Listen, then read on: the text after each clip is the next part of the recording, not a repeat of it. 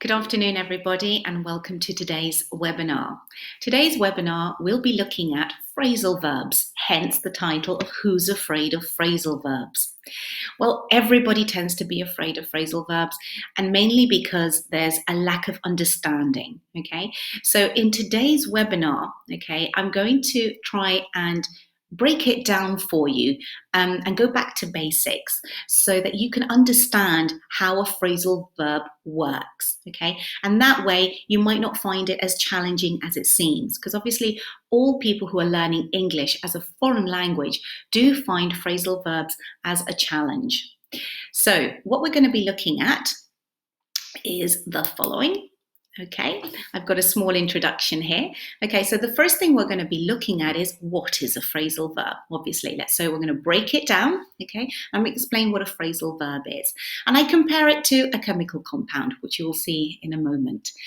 Then we'll be looking at the difference between a particle and a preposition, okay. Now that is breaking it down, going back to the very sort of the core of a phrasal verb, okay.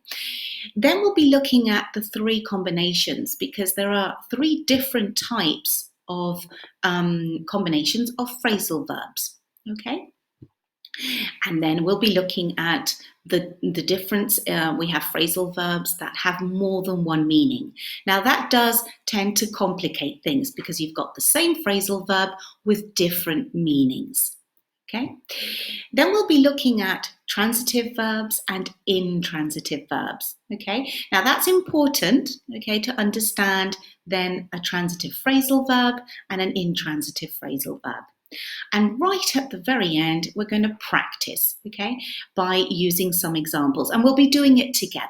Okay, so I won't be leaving you on your own, we'll be doing it together. Okay, so let's start with the introduction here. Okay, I've got my little girl here screaming. Now that tends to be the reaction of everybody when we say to them, okay, right, we're going to have a lesson on phrasal verbs. That's their initial reaction. It's like, I just don't understand phrasal verbs. Okay, now, but the problem is, and obviously the issue is, that they are very, very important. Okay, and they're very important for you to understand and to speak natural English. Okay, so that's the key. This is very, very important.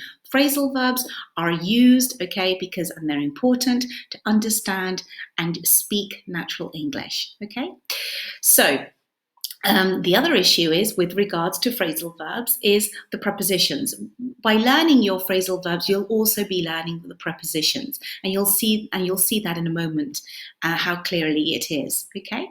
So I'm going to say goodbye to my little girl here who's screaming. That won't be the case at the end of the webinar, I hope. Okay, so moving on. Right, so let's look at what is a phrasal verb. Well, a phrasal verb is a compound verb, and it's formed by a verb and a particle. Okay, now that particle can be different things. It can be a preposition, as we'll be looking at in a moment. It can be an adverb, or it can be a combination of both. I like to compare a phrasal verb, okay, to what is a chemical compound, okay, because it's very similar. Okay, when you're trying to form a chemical compound, you're putting two ingredients together to form one product. Okay, so in this case, we've got sodium, okay, and chlorine, and together they make common salt. So when you think about a phrasal verb, you've got to think of it in a similar way, i.e., we've got a verb and a preposition, and we put them together and we produce something different. Okay, so in this case, I've given you the example of give, the verb to give, and up. Okay, so here we've got the particle up. So together, okay, by putting them together, it forms the phrasal verb give up. Now, to give up means to surrender, okay? And you might be thinking, oh my God, how am I ever going to learn this? Slowly, okay? Let's take steps by step. Okay, so in this case, I've written right at the bottom, never give up on phrasal verbs, okay? Because they are important. Okay, now we're going to let's break it down even further. I'm going to explain to you the difference between a particle and a preposition. Okay, so let's move on. Now Now, the first thing we need to understand is the difference between the two, okay? Because particles, and this is where the problem lies, particles are identical in appearance to prepositions, okay? Now, the thing with a particle is that the particle affects the meaning of the verb, whereas the preposition doesn't, okay? Now, that's very, very important to remember, okay? A particle changes the meaning of verb, but a preposition doesn't, okay? So by the examples that I'm going to show you now, it'll be very, very clear, okay? So by looking at the first example, in my first example, okay, I have here, I've got Maxine, okay, here's Maxine, she's running up the hill, okay? So here we have an example of a preposition and a verb in its natural format, i.e. run, okay? So run is running, okay, and up, okay? So in this case, run keeps its normal meaning, okay? And Maxine is running up the hill, okay? It's obvious, it's clear, yeah? That one's very, very clear. You can see the use of the preposition. It's going up as opposed to coming down, okay? So that's an example of the verb plus the preposition in its natural format, okay? Now I'm going to give you an example of a particle, okay? Now, it's the same phrasal verb, but used in a different context, okay? So, Max ran up a huge phone bill.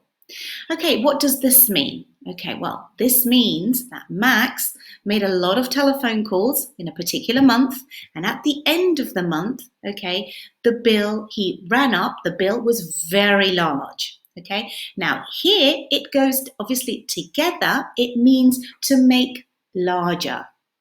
Okay, so again, here it's an example of a particle. Okay, let's move on. I'll give you another example. Okay, now here we have an example of it being used as obviously as its natural format as a preposition. Okay, the example I have given you is I looked up to see the helicopter in the sky. Okay, now here it's I looked up. Okay, so as you can see, I've got my little dog there looking up at the helicopter. Look up, again, the opposite of down in its natural format, okay, and its natural meaning. The preposition, the particle, sorry. Here's an example of the particle. Now, as a phrasal verb, I looked up your number online. Again, it's the same phrasal verb, but in a different context. Okay, so when you look up a number online, when you search for a number or search for any information, okay, that means to look up. Okay, so obviously it's a different meaning, okay, of the original meaning of to look up. Okay, here it means to search online. Okay, so hopefully you understand the difference there, okay, between what is a preposition and a particle in this case.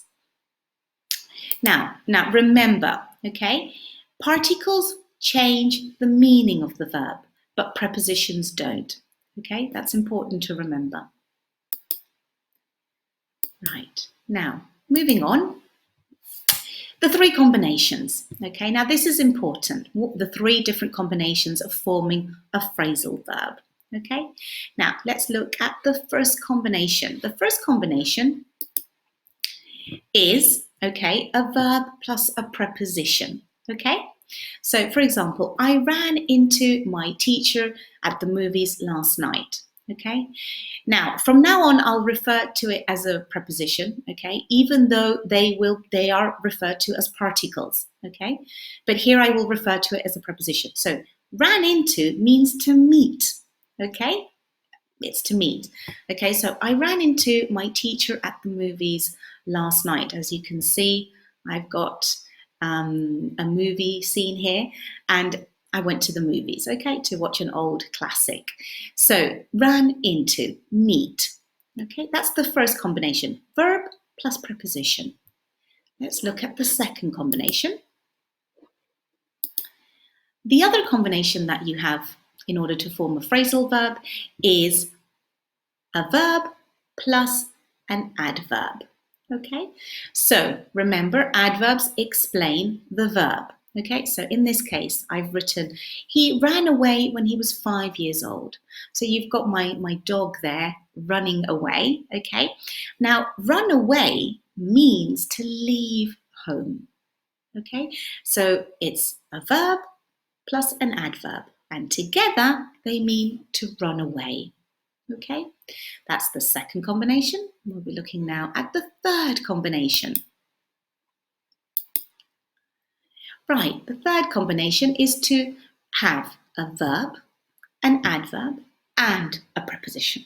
Okay, and you're thinking, oh my God, here we go. It's really, really complicated. Just bear in mind that you've got the three different combinations. Okay, so in this case, we've got run out of. Okay, so he ran out of money during his holidays. Now, to run out of money means to be broke.